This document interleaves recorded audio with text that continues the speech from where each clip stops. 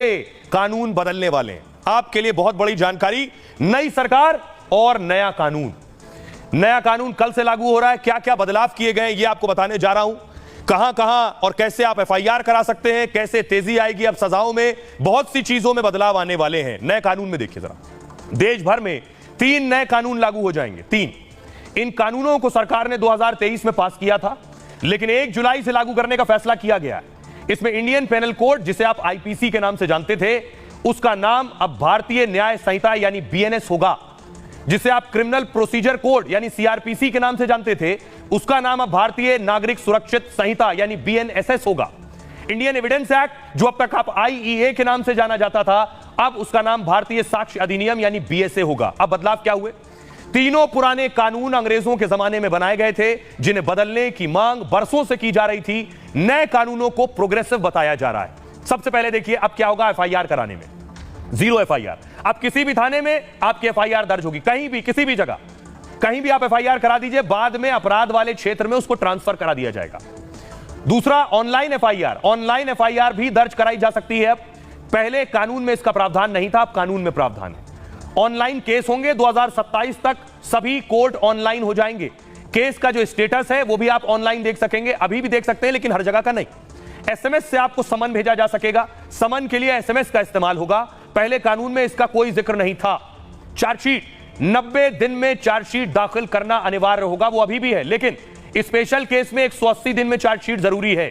गंभीर अपराध 14 दिन में जांच हर हाल से पूरी करनी होगी। रेप पीड़िता की रिपोर्ट 7 दिन में आएगी। गंभीर अपराध में फॉरेंसिक जांच जरूरी होगी। 7 साल की सजा वाले अपराध गंभीर अपराध की श्रेणी में आएंगे। 7 साल और उससे ऊपर कि जिनमें सजाएं वो गंभीर अपराध माने जाएंगे। 45 दिन में फैसला। अब फैसले लटकाए नहीं जा सकेंगे। सुनवाई के बाद 45 दिनों के अंदर फैसला होगा। पहली सुनवाई के 60 दिन के भीतर आरोप तय करने होंगे। गैंगरेप, 20 साल की सजा या फिर उम्र कैद होगा गैंगरेप में। नाबालिग से गैंगरेप पर मौत की सजा भी है। झूठा वादा कर संबंध बनाना, इस केस में 10 साल की सजा होगी। इसे नए कानून में परिभाषित किया गया है। शादी, रोजगार, प्रमोशन का झांसा देना महंगा पड़ेगा। धोखा देकर शादी करना, पहचान छिपाकर शादी की तो खैर नहीं, इस केस में 10 साल तक की सजा होगी। गुनहगार को मृत्युदंड या उम्र कैद भी हो सकती है। नाबालिग से दुष्कर्म, नाबालिग से गैंगरेप पर मौत की सजा है। दहेज हत्या पर नए कानून में दहेज हत्या परिभाषित है। 7 साल से आजीवन कारावास तक की सजा हो सकती है। मॉब लिंचिंग, पीट पीट कर मारना, दोषी को मौत की सजा भी इसमें हो सकती है। कम से कम 7 साल की सजा और जुर्माना होगा। राजद्रोह नहीं, देशद्रोह। राजद्रोह की जगह देशद्रोह कानून होगा और देश के खिलाफ बोलने पर यह देशद्रोह लगेगा।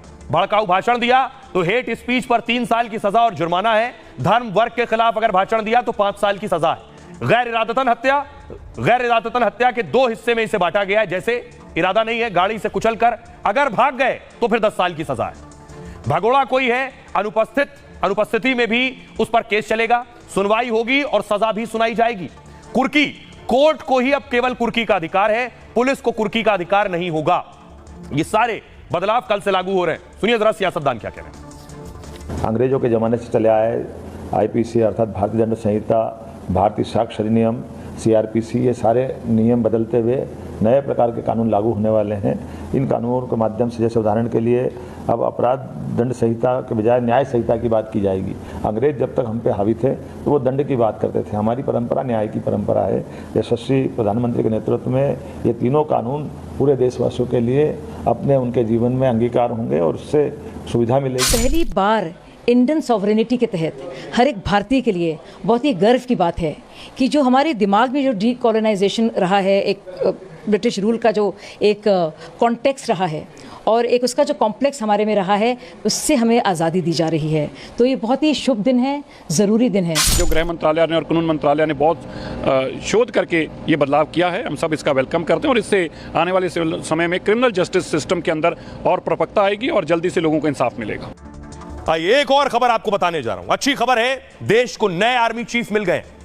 सेना के नए कमांडर उपेंद्र द्विवेदी साहब, तस्वीर में आपको दिखाऊं, ये आप देख रहे हैं जिस वक्त पुराने आर्मी चीफ नए आर्मी चीफ को पद ग्रहण कराते हैं, यानी सेना प्रमुख का। अगली तस्वीर देखिए जरा, आर्मी चीफ को मनोज पांडे साहब को गार्ड ऑफ ऑनर दिया गया। पूर्व आर्मी चीफ को फुल स्क्रीन लीजिए जरा और देखिए किस तरह से विदाई समारोह का हिस्सा होता है।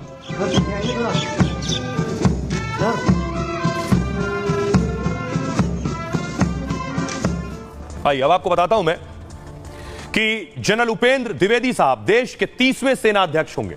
जनरल मनोज पांडे से उन्होंने कार्यभार संभाल लिया है। General Upendra Dwivedi vice chief of army staff थे। जनरल उपेंद्र द्विवेदी को आज अपने पद से रिटायर होना था, लेकिन अब वो लेफ्टिनेंट जनरल से जनरल रैंक में प्रमोट हो गए। अब जनरल द्विवेदी 62 साल की उम्र तक सेनाध्यक्ष के पद पर रहेंगे। सेनाध्यक्ष का पद 3 साल या फिर 62 साल की उम्र तक होता है। इसमें जो पहले आ जाए तब तक सेनाध्यक्ष सेवाएं देते हैं। यानी जनरल द्विवेदी आज रिटायर हो रहे थे, लेकिन उन्हें आर्मी चीफ बना दिया गया, तो अब वो आज 60 साल के हो गए तो रिटायर हो रहे थे, अब वो 62 साल तक आर्मी चीफ के पद पर रहेंगे। मध्य प्रदेश के रहने वाले, सैनिक स्कूल रीवा से पढ़ाई की, 1981 में एनडीए में शामिल हो गए। 1984 में जम्मू कश्मीर राइफल्स में इनको नियुक्ति मिली। जम्मू कश्मीर राइफल्स की 18वीं बटालियन में शामिल हुए। असम राइफल्स के सेक्टर की कमान संभाली। राजस्थान के रेगिस्तान में कमान संभाली। 2020 में कोर का कमांडर बनाया गया। 2021 में उपसेना प्रमुख बनाए गए और 2022 में general officer commanding in chief बने। जनरल द्विवेदी परम विशिष्ट सेवा पदक से सम्मानित हैं। अति विशिष्ट सेवा मेडल से भी सम्मानित हो चुके हैं। जनरल द्विवेदी ने जनरल पांडे की जगह ली है। जनरल मनोज पांडे आज ही अपने पद से रिटायर हुए। जनरल पांडे को गार्ड ऑफ ऑनर देकर विदाई दी गई। जनरल मनोज पांडे 26 महीने तक देश के सेना अध्यक्ष रहे। जनरल पांडे को 1 महीने का एक्सटेंशन भी मिला था, क्योंकि चुनाव के दौरान उन्हें एक्सटेंशन दिया गया था। उन्हें इसी साल 31 मई को रिटायर होना था। जनरल द्विवेदी के सेना अध्यक्ष बनने के बाद एक नया रिकॉर्ड भी बन गया। इस तस्वीर को बहुत ध्यान से देखिए। देश के इतिहास में पहली बार हो रहा है 2 सेनाओं के प्रमुख क्लासमेट हैं, एक साथ पढ़े हुए, एक ही क्लास में दोनों। नौसेना प्रमुख एडमिरल दिनेश त्रिपाठी जनरल उपेंद्र द्विवेदी के क्लासमेट रहे। नौसेना प्रमुख दिनेश त्रिपाठी और आर्मी चीफ द्विवेदी 5वीं क्लास में साथ साथ थे। दोनों 1970 के दशक की शुरुआत में 5वीं क्लास में एक साथ पढ़ते थे। तो ये एक खास जानकारी है। आइए खबरों में आगे बढ़ते हैं। आज की एक और बड़ी खबर है जिसकी फिक्र पूरी दुनिया कर रही है। देखिए जरा, खबर यह है कि आखिर सुनीता विलियम्स अंतरिक्ष से कब लौटेंगी। वहां फंसी हुई हैं, वहां से अब तक आ नहीं सकी है। सुनीता विलियम्स की आप तस्वीर देख रहे हैं। भारतीय मूल की सुनीता विलियम्स हैं, तो भारतीयों का एक अलग कनेक्शन भी उनके साथ है कि एक हमारा अपना अंतरिक्ष में फंसा हुआ है, कैसे वो वापस आएगा उसके लिए दुआएं और प्रार्थना भी हो रही है। अगली तस्वीर दिखाऊं मैं आपको। ये आप देख रहे हैं, ये अंतरिक्ष की तस्वीर है उनकी। अंतरिक्ष में है, किस तरह से रह रही है। वहां गई थी अंतरिक्ष में खास मकसद के साथ। नासा का एक बड़ा मिशन था, लेकिन वो मिशन क्या बीच में अटक गया है। कहा जा रहा है जिस यान में सुनीता विलियम्स हैं, अगर इस यान से जो गैस लीक हो रही है, ये यान नीचे धरती पर आता है तो बीच में आग का गोला बन जाएगा, उसमें धमाका हो सकता है। जरा रिपोर्ट देखिए।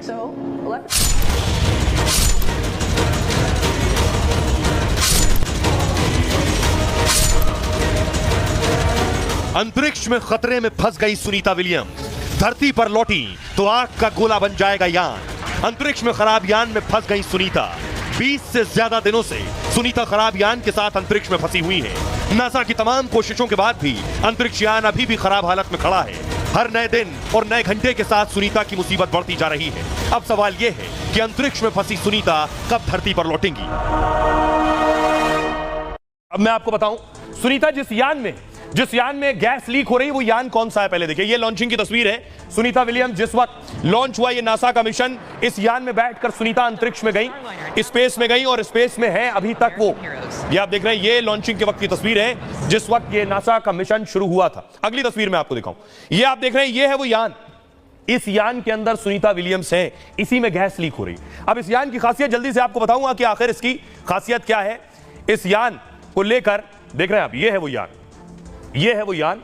और इसके बारे में आपको बताऊं कि सुनीता और उनकी साथी इस कैप्सूल में अंतरिक्ष पहुंचे हैं। इसी कैप्सूल के अंदर, इस कैप्सूल को बोइंग और नासा ने मिलकर बनाया है। ये सुनीता विलियम्स को आप देख रहे हैं। इसमें करीब 7 यात्रियों के बैठने की सुविधा दी गई है कि 7 लोग इसमें बैठ सकते हैं। अंतरिक्ष यात्रियों के साथ ही सामान भी इसमें भेजा जा सकता है। सुनीता के अंतरिक्ष यान में कुल 2 अंतरिक्ष यात्री मौजूद हैं। इसके अलावा करीब 345 किलोग्राम का वजन ये इसमें आ सकता है।